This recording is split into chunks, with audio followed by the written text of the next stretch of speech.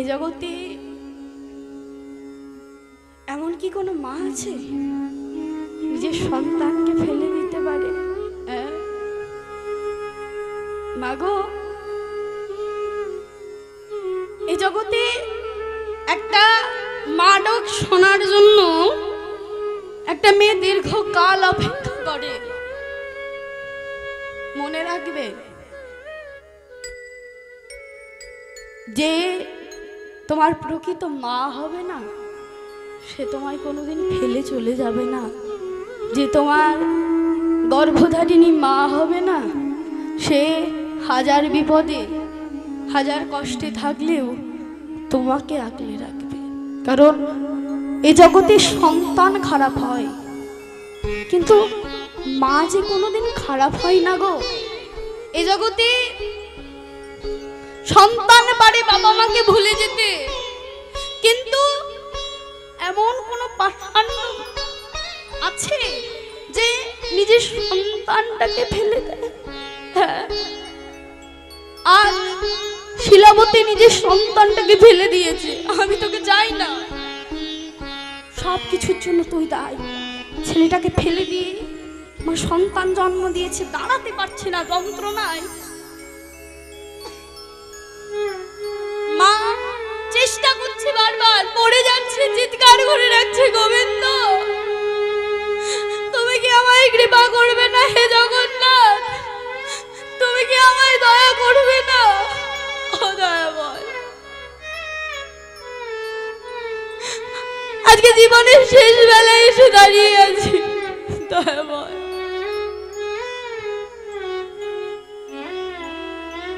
আজ যেখানে যদি আমার প্রাণটাও চলে যায়, আমার কোনো দুঃখ নেই, কিন্তু এই যাবার বেলায় না আমি তোমার কাছে একটা নিবেদন করে যেতে চাই। কি জানো দয়াময়, শোনো কৃপাময়, শোনো। আমি জানি না তুমি কোথায় আছো, আমি তোমায় দেখতে পাচ্ছি না, কিন্তু শোনো দয়াময়, যাবার বেলা একটি কথা শুধু বলে যায়। মাগো, আজকে গানটা করতে গিয়ে একটা কথা মনে পড়ে গেল, যে কথাটা আপনাদের সাথে না বললেই না। জানেন মা, যখন এই জায়গাটায় দাঁড়িয়ে থাকি না, কত মানুষ কীর্তন শুনতে আসে, কত মানুষ ভালোবাসা দেখায়। জানেন বাবা, কত বয়োজ্যেষ্ঠ মানুষ এসে পায়ে হাত দেয়, বারণ করি জানেন তো, শোনে না। বাবাকে একদিন প্রশ্ন করেছিলাম, বাবা আমি তো ছোট, বলো আমার পায়ে হাত দিয়ে মানুষ প্রণাম। বাবা বলেছিল, জানিস মা, রাস্তায় যখন হেঁটে যাস না, কোনো মানুষ তোকে প্রণাম করে দেখেছিস? না। কলেজে গেলে কেউ প্রণাম করে তোকে? না। ওই জায়গাটাই দাঁড়ালে কেন প্রণাম করে বলতো? আমি তো জানি না। বাবা বলেছিল, মানুষ তোকে প্রণাম করে না রে, তুই যে জায়গাটায় দাঁড়িয়ে আছিস তাকে মানুষ সম্মান করে, তাকে মানুষ ভালোবাসে। আজ এই জায়গাটাই যেমন আমার বাবা মার জন্য আমি দাঁড়াতে পেরেছি, আর একটা মানুষ না থাকলে আমি এখানে দাঁড়াতে পারতাম না। তিনি হচ্ছেন আমার কীর্তন গুরুদেব। আগো, তিনি আর নেই। তিনি, আমি জানি না তিনি কোথায় আছেন। তো তার খুব পছন্দের এই গানটি তিনি সবসময় গাইতেন, বা আমরা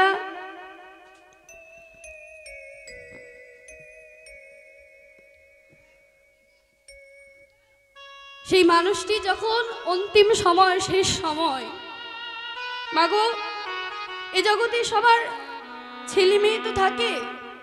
যিনি আমার গুরু বাবা, তার কিন্তু কোনো সন্তানাদি ছিল না। জানেন, আমরা যখন যেতাম তার বাড়ি কোনো পুজো অনুষ্ঠান বলুন, গুরুদেবের আত্মীয় হচ্ছে আমরা, মানে আমরা ছাত্রছাত্রীরা, তার ছাত্রছাত্রীর কোনো অভাব নেই।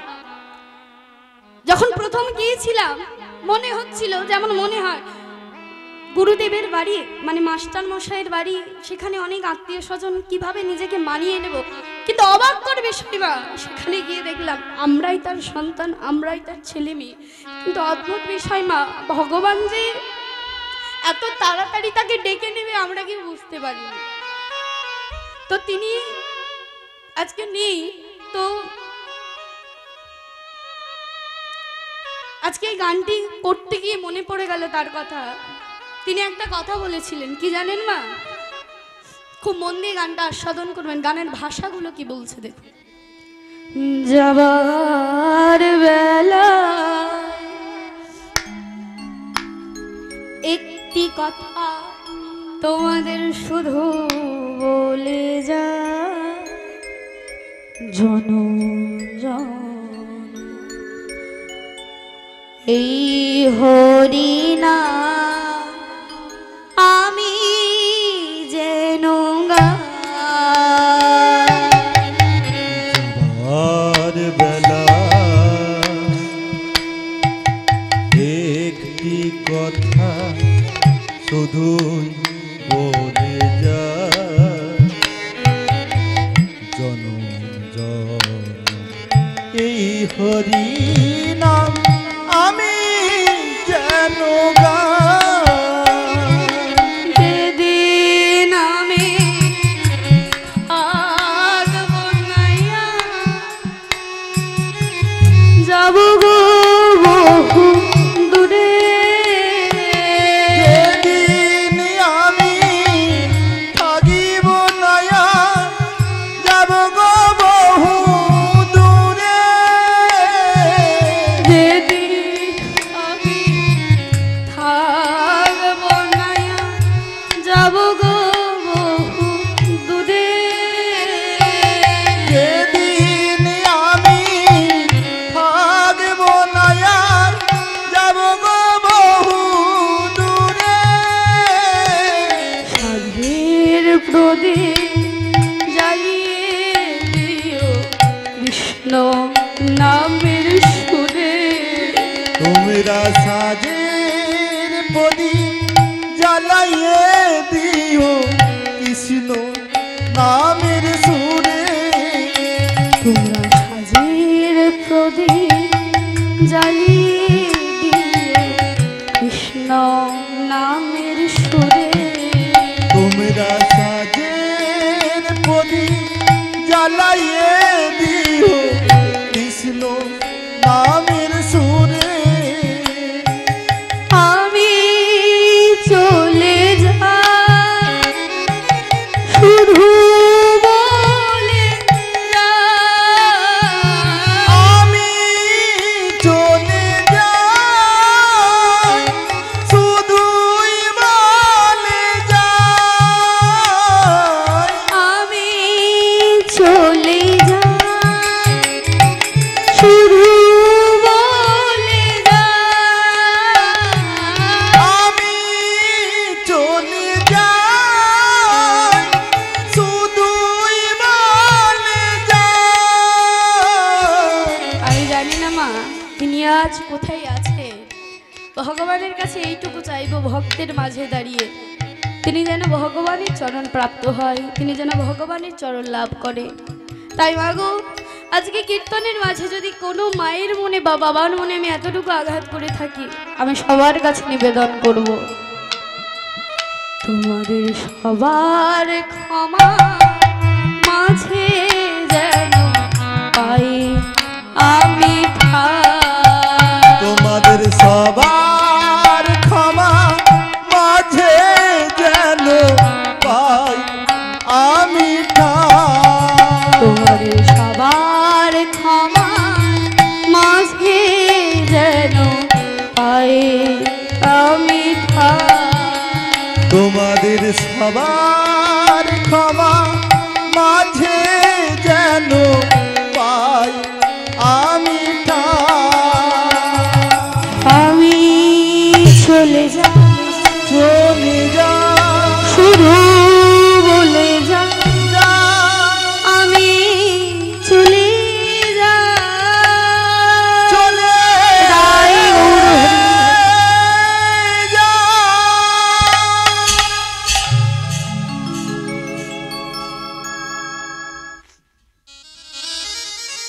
ওমা শিলাবতী তো উঠতে পারছে না, আর এইদিকে অন্তর্যামী সব সহ্য করতে পারে। ভগবান সব সহ্য করতে পারলে ভক্তের নয়ন জল কি আর সহ্য করতে পারে? ছুটে এসে মায়ের হাতটা ধরেছে, মা চলো, যাবে তো? কোথায়? পুরী ধাম যাবে যে, ডাকলে না আমায়? চলো আমিও যাচ্ছি, তো আমি তোমায় নিয়ে যাব। নিয়ে যাবি বাবা? নিয়ে যেতে পারবি তো? জানিস তো তুই রাস্তা? আরে মা চিন্তা করো না, আমি অনেক বাড়ি গেছি, চলো চলো, বিলম্ব করো না। ভগবান বাল্যবেশ ধারণ করে এসে মায়ের হাত ধরে নিয়ে গেল পুরী ধামে।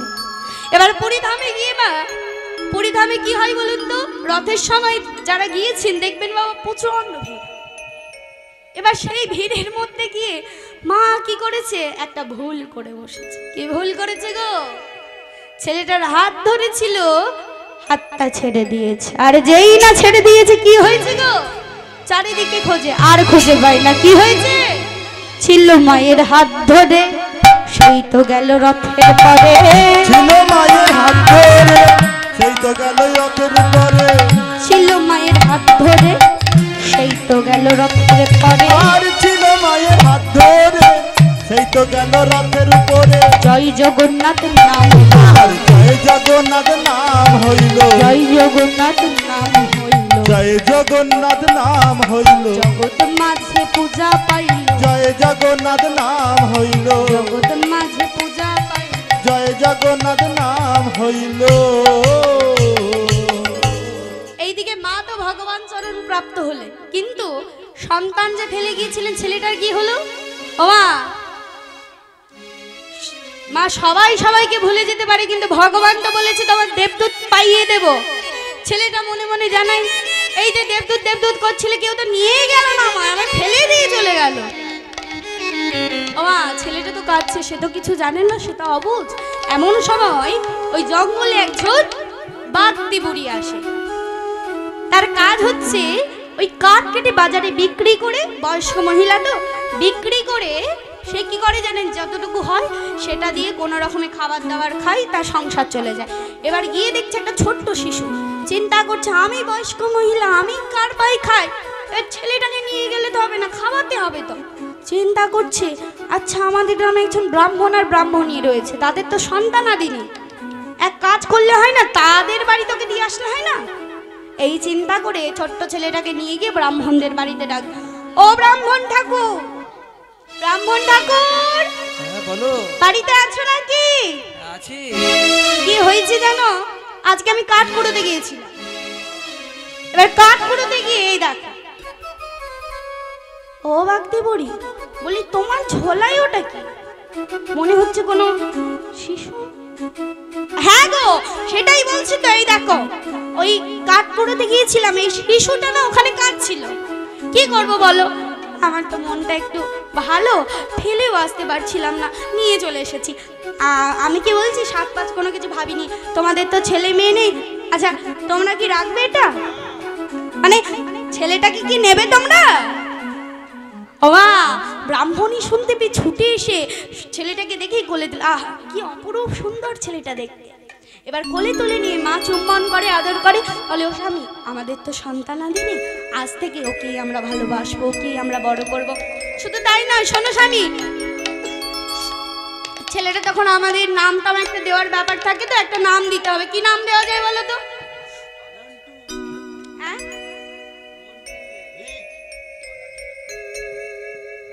আপনারাও কিছু বলুন, কি নাম দেওয়া যায়?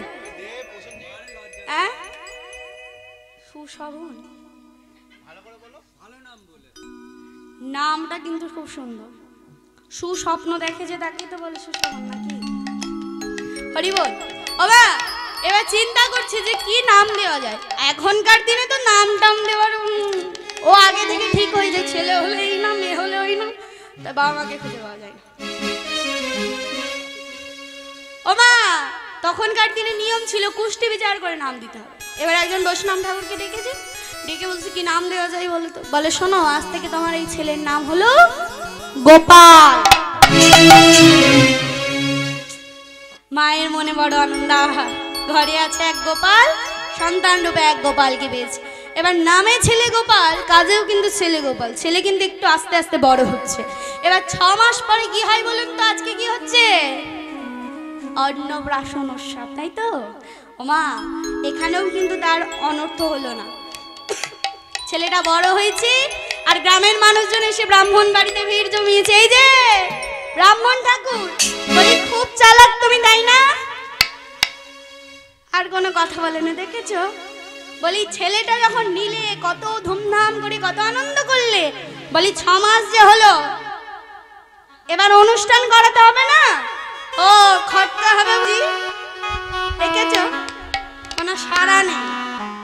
ও মা বলছে কি, আমি তো ঠিক বুঝলাম, ব্রাহ্মণ ঠাকুর তো বুঝতে পারছে না। মা বলছে শোনো তাহলে বলি, এবার শ্রাবণ মাস থেকে বাগদিবুড়ি এসে হাজির হয়েছে। এই যে ঠাকুর, বলো বলো কবে করবে আয়োজন, কবে করবে আয়োজন, কবে করবে আয়োজন, তোমরা কবে করবে আয়োজন, তোমার ছেলের অন্নপ্রাশন, কবে করবে আয়োজন, তোমার ছেলের অন্নপ্রাশন, কবে করবে আয়োজন। বলছি ও আচ্ছা বুঝেছি, তোমরা একদিন আমার বাড়িতে সেবা, আরে সেবা না, অন্নপ্রাশন করাতে বলছি। কি অন্নপ্রাশন করালে আমরা সবাই একদিন নেমন্তন্ন পাবো? বলে বেশ তাহলে। এই বলে একদিন সুন্দর করে অন্নপ্রাশন করিয়ে দিয়েছি। এবার ছেলেটা আস্তে আস্তে বড় হচ্ছে। মা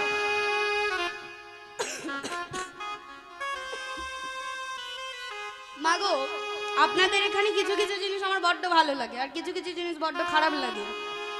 আগে খারাপটা বলবো না আগে ভালোটা বলবো? আগে খারাপটা বলবো, তারপর ভালো। প্রথমে যদি খারাপ তরকারি খান, তারপর ভালোটা খেলে দেবে মুখটা ভালো হয়ে যাবে। প্রথমে ভালো খেলে তারপর খারাপটা দিলে বড্ড। খারাপটা বলি, আমার এখানকার কিছু লোক আছে রাস্তা ঠিকঠাক বলতে জানে না, ভুলভাল রাস্তা দেখিয়ে দেয়। হ্যাঁ গো,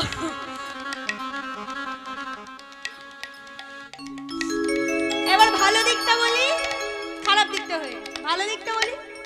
এখানকার কিছু নিয়ম আছে বাবা।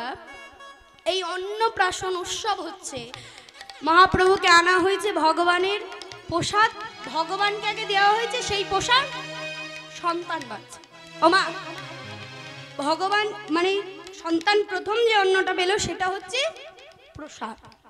কিন্তু আমাদের এদিকে সব জায়গার কথা বলবো না, আমার ওখানের কথা বলছি। না, আমাদের ওখানে হয় বড় বড় মাছের মুড়োটা মুখে ঢুকিয়ে দেওয়া হয়, বলা হয় এখন মাছের মুড়োটা খা, বড় হয়ে গোটা গ্রামের সবার মাথা চিবিয়ে খা। না মানে মাছের মুড়োটা দিয়ে ট্রেনিং দেওয়া হচ্ছে। বাগো, সব কিছুর পিছনে একটা করে নিয়ম থাকে। এ জগতে কারণ ছাড়া কোনো কিছু হয় না। সন্তান সে প্রথম যে প্রসাদ পাবে, প্রথম যে অন্ন ভক্ষণ করবে, সেই অন্নটাই যদি পশু হত্যা করে, এটা একটা মাঙ্গলিক কাজ। মাঙ্গলিক কাজে তুমি যদি পশু হত্যা করো, তোমার কি মঙ্গল হবে? আগে বলো তো। মাঙ্গলিক কাজ করছে, মা ফোন করে বলছে এই তেতো দেওয়া যাবে না, এই দেওয়া যাবে না, সেই ওগুলো খারাপ। আর এইদিকে 4 ঠ্যাং 2 ঠ্যাং হয়ে যাচ্ছে, ওগুলো খারাপ না, ওগুলো মঙ্গল। আর করলা খেলাম তাই বাগো। সুন্দর করে আয়োজন হলো, সব অনুষ্ঠান মিটে গেছে। গোপাল আস্তে আস্তে বড় হয়। গোপাল হচ্ছে সবার থেকে দুষ্টু ছেলে, প্রত্যেকদিন খেলাধুলো করে, নামে গোপাল কাজেও গোপাল। খেলাধুলো করে ছেলেটা একটু বড় হয়েছে, 5-7 বছরের ছেলে বড় হয়ে। ছেলেটা আজকে বাড়িতে একটা জাল ছিল, জানেন তো বাবা, মাছ ধরার জাল হয় না, ওই জাল নিয়ে নদীর পাড়ে গিয়ে দাঁড়িয়েছে। চিন্তা করছে বাবা তো মাদুকুটি করতে গেছে, মা রান্না করছে, আমি একটু জাল ফেলাছি। এই বলে জালটা ওই নদীতে ছুঁড়ে মেরেছে। যেই না নদীতে ছুঁড়েছে, সঙ্গে সঙ্গে ওই জালের মধ্যে উঠে এসেছে একটা তুলসী পত্র। তুলসী পত্রটাকে নিয়ে যত্ন করে একটা জায়গায় রেখে দিয়ে আবার জালটা ফেলেছে। যেই না ফেলেছে, তখন বাবা সেখানে উঠে এসেছে একটা শঙ্খ। শঙ্খটাকে নিয়ে যত্ন করে রেখে দিয়েছে। তৃতীয়বারে যখন জালটা ফেলেছে, তখন মাগো তার মধ্যে উঠে এসেছে একটা ঘন্টা। ঘন্টাটাকেও রেখেছে। ছেলেটা হার মানছে না, বলছে আর কি পাই দেখি। এবার চতুর্থবারে জালটা যখন ফেলেছে বাবা, জালটা আর টেনে তুলতে পারছে না। বলে যা বাবা, এই 3বার হয়ে গেল, 4বারের বার আসছে না কেন? লোকজন ডেকে আনবো নাকি? না না, আমি একাই পারবো। ছোট ছেলে তো বাবা পারছে না, কিন্তু ছাড়ছে না। মনে রাখবেন, এ জীবনে সবার হার আছে, কিন্তু চেষ্টা করলে তোমার জিত সম্ভব। যদি মন থেকে তুমি চাও না, তুমি পৌঁছতে পারবে, তুমি পারবেই। কারো ক্ষমতা নেই তোমায় আটকে দেবে, যদি তুমি চাও। এবার অনেক কষ্ট করে জলটা তুলে এনে দেখছে কি জানেন মা, যে 3টে ইট উঠে এসেছে। ছেলেটার মনে কিন্তু আনন্দের সীমা নেই। কেন? 3টে ইট, তার মানে 3টে ইট দিয়ে কোন রকম একটা ছোট তুলসী মঞ্চ হয়ে যাবে। শাঁখ পেয়েছি, শাঁখ বাজাবো, ঘন্টা বাজিয়ে পুজো করবো, ধূপ তো বাড়িতেই আছে। মনের আনন্দে একটা একটা জিনিস করে বাড়িতে নিয়ে যাচ্ছে, একটা একটা করে রেখে এসেছে। এবার জাল দিয়ে বাবাকে ডাকতে গেছে, বাবা আসো আসো আমার সাথে আসো। কোথায় যাবো? আরে নদীর পাড়ে আসো না, আমি আনতে পারছি না। কি আনতে পারছিস? কি পেয়েছিস? আরে তেমন কিছু না, 3টে ইট পেয়েছি, তুমি একটু তুলসী মঞ্চ বানিয়ে দেবে। চলো না বাবা, তার শাওলা টাওলা জমে আছে, আমি আনতে পারছি না। আমি ছোট ছেলে, আমি আনতে পারি বলো? বাবা বলছে ও আচ্ছা ঠিক আছে চলো। কোথায় ইটগুলো আছে বাবা? ওই তো নদীর পাড়ে। আচ্ছা, বাবা গিয়ে দেখছে সত্যি তো 3টে ইট আছে। বলছে বাবা, এতে তো শ্যাওলা জমি আছে, আমি পরিষ্কার করে নিয়ে যাচ্ছি। তুই এক কাজ কর, তুই বাড়ি চলে যা, বাড়িতে কি খাওয়া দাওয়া করে নে, কেমন? তুই তো অনেকক্ষণ এসেছিস। এই বলে ছেলেটা বাড়ি চলে গেছে। আর এইদিকে বাবা শ্যাওলা জমা ইটগুলোকে ঝামা দিয়ে ঘষে পরিষ্কার। ও মা, ইটগুলো পরিষ্কার করে কি পেলো জানেন? ইট নয়, 3টে সোনার খনি। চিৎকার করে ডাক দিয়েছে, সোনার খনিগুলো নিয়ে গিয়ে গোপাল, গোপাল রে বেরিয়ে আয়। কি হয়েছে বাবা? ব্রাহ্মণী বেরিয়ে এসেছে। স্বামী কি হয়েছে? কোনো বিপদ হলো নাকি? আগো না। গোপাল কাছে আয়। কাছে টেনে নিয়ে গোপালের দিকে তাকিয়েছে। গোপাল, আমাদের যে আর দুঃখ নেই, আমাদের যে আর কষ্ট নেই রে। কেন জানিস গোপাল? এই দেখ, তুই 3টে ইট না, তুই 3টে সোনার টুকরো পেয়েছিস। গোপাল শোন, তুই রাজা হবে, রাজ্য পাবে। রাজা হবি, রাজ্য পাবি, ওরে গোপাল রে।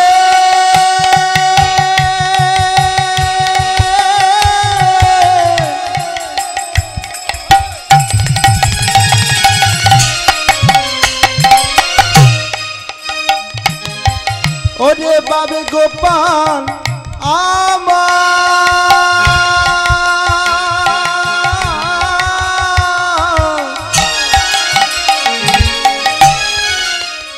ও তুই রাজা হবি, রাজ্য পাবি। রাজা হবি, রাজ্য পাবি। ও তুই রাজা হবি, রাজ্য পাবি। রাজ সিংহাসনে বসবে, রাজা হবি, রাজ্য পাবি। রাজ সিংহাসনে বসবে। ওই তুই রাজা হবি, রাজ্য পাবি। বাগো সেই সোনা বিক্রয় করে গোপাল সিংহ হলো ওই বিষ্ণুপুরের একজন প্রখ্যাত মহারাজ। তিনি রাজা হলেন, বিষ্ণুপুরে সুন্দর একটা মন্দির নির্মাণ করলেন। মন্দির নির্মাণ করার পর তিনি তার বাবার কাছে গেলেন এবং বাবাকে জিজ্ঞেস করলেন, বাবা সবই তো হলো, ভগবানের কৃপায় সব হয়েছে, সুন্দর বাড়ি করলাম, সুন্দর মন্দির করেছি, কিন্তু বাবা একটা মন্দির তখন সম্পূর্ণ হয়, সে মন্দির যদি তাল পাতা দিয়েও ঘেরা থাকে না, মন্দিরে যদি দেবতা থাকে সেই মন্দিরের মূল্য আছে, কিন্তু মন্দির যদি সুন্দর শ্বেত পাথর বসানো হয় কিন্তু সেই মন্দিরে যদি দেবদেবী না থাকে সেই মন্দিরের কোনো মূল্য থাকে না। বাবা আমি তো কই ভগবানকে পেলাম না। ওরে যে নদী তোকে দিয়েছে এত সুন্দর সব কিছু, যা সেই নদী তোকে তোর ভগবানকে পাইয়ে দেবে। আজ গিয়ে সেই নদীতে আবার মহারাজ গোপাল সিংহ জাল নিয়ে গিয়ে দাঁড়িয়েছে। জালটা নিয়ে গিয়ে এবার জালটা ছুঁড়ে মেরেছে। পঞ্চমবারে জাল জলেতে ফেলিল, জলেতে ফেলিল, জালের মধ্যে মদন মোহন উঠিয়া আসিল। জালের নিতাই গৌর হরি বল, হরি বল। উঠিয়া আসিল।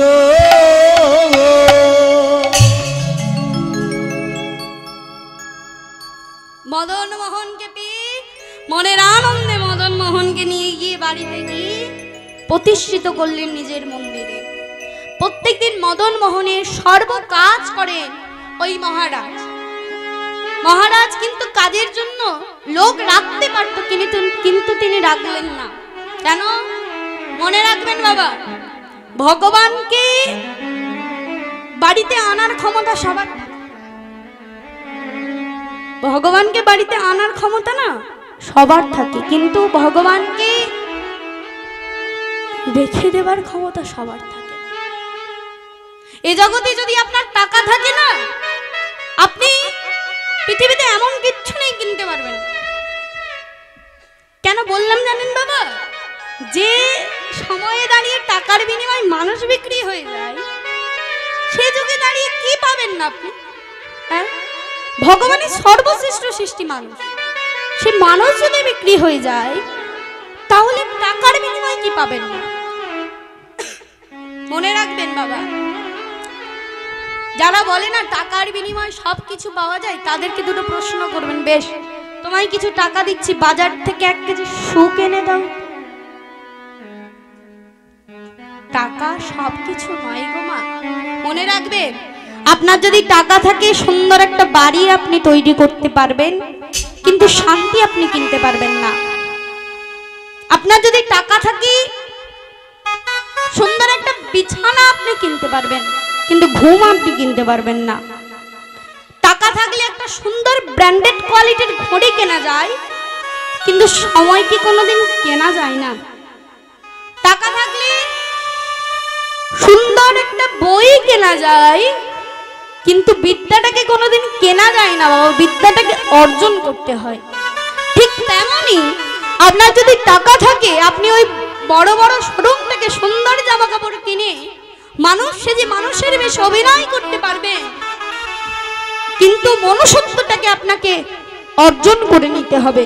মনুষ্যত্ব কোনোদিন বাজারে কিনতে পাওয়া যায় না। তাই মাগো, আজকে মদন মোহনকে নিয়ে এসে প্রতিষ্ঠিত করে প্রত্যেক দিনের ন্যায় সেবা দেয়। ভক্ত মুখে শোনে নাকি ভগবান ভক্তির ডাকে সাড়া দেয়, ভক্তকে ভালোবাসি। কিন্তু আমি এতদিন মদন মোহনকে ডাকছি, কই মদন মোহন তো আমায় কোনোদিন সাড়া দিল না। ও মা, বাড়িতে ভগবান আছে?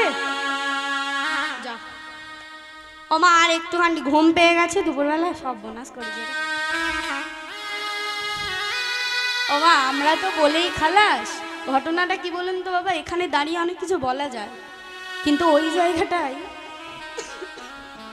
ঘন্টার পর ঘন্টা বসে থাকাটা বড় কষ্টের। আমরা তো এই দিক ওই দিক করে আমাদের সময়টা কেটে যায়, কিন্তু ওইখানে বসে আমি জানি মা আপনাদের বড় কষ্ট, কিন্তু তারপরে তো কিছু করার নেই মা। বাবা, ভগবান আছে তো সবার বাড়িতে। আচ্ছা মা, ভগবানকে কি খেতে দাও? সেবা দাও?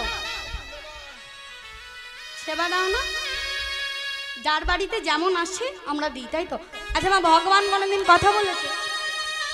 কথা বলেন? সর্বনাশ। তাহলে ভগবান তো পাথর, কথা বলতে পারে না? পাথর না, কথাও বললো না, খাবার খেয়েছে? যা, খাবারও খেলেনি, কথাও বললেনি, তাইলে আর কি হলো?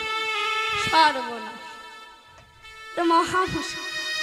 ও মা, আমরা ভগবানকে দিই, জানেন তো? ভগবান কোনোদিন ক্ষীরস্বর্ণনি সেবা করে না গো। ভগবান ভগবানের চরণতলে যেদিন গিয়ে ওই দুফোঁটা নয়নের জল আপনি দিতে পারবেন, সেদিন জানবেন আপনার সেবা দেওয়াটা সার্থক হয়েছে। ভগবান ক্ষীরসন্ননী ভালোবাসে না গো, ভালো যদি বাসতো ওই দুর্যোধনের রাজভোগ ছেড়ে দিয়ে বিদুরের বাড়িতে কলার খোসা খেত না। ভগবান যে ভক্তির খাগাল, ভগবানকে যে অর্থ দিয়ে বাঁধা যায় না, ভগবানকে ভক্তি দিয়ে বেঁধে রাখতে হয়। মাগো আজকে ভগবানের কাছে দাঁড়িয়েছে, দয়াময় বলো না কিভাবে ডাকবো, কিভাবে ডাকলে তুমি আমার হবে, আমি যে আর পারছি না।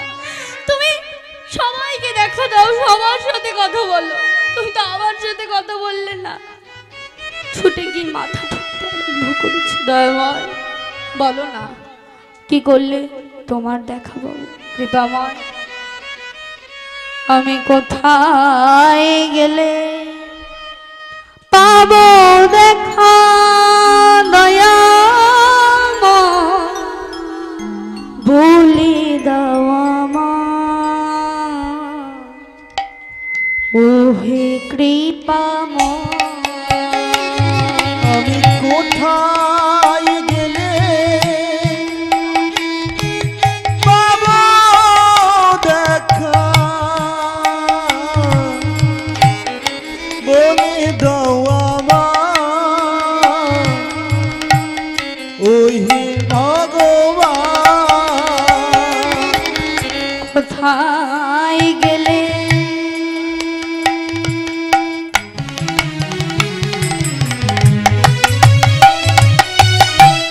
পাবো দেখা, দয়াময়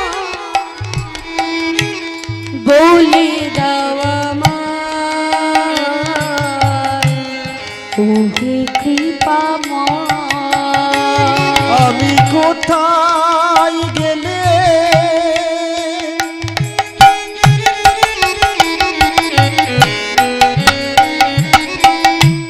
পাবো দেখা, বলে দাও আমায়,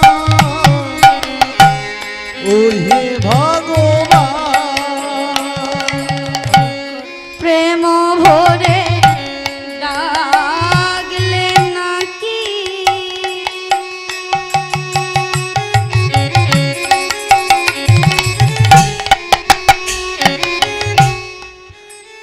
প্রভু তোমার কৃপা হয়।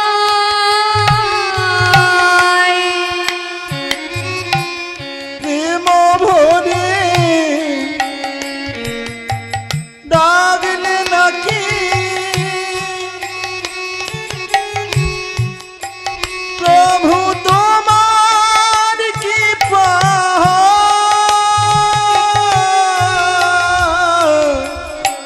প্রেম ভরে ডাকলে নাকি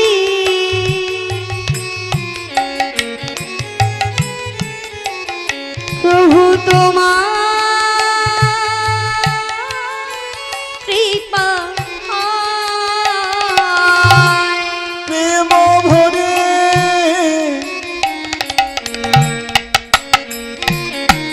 ডাকলে নাকি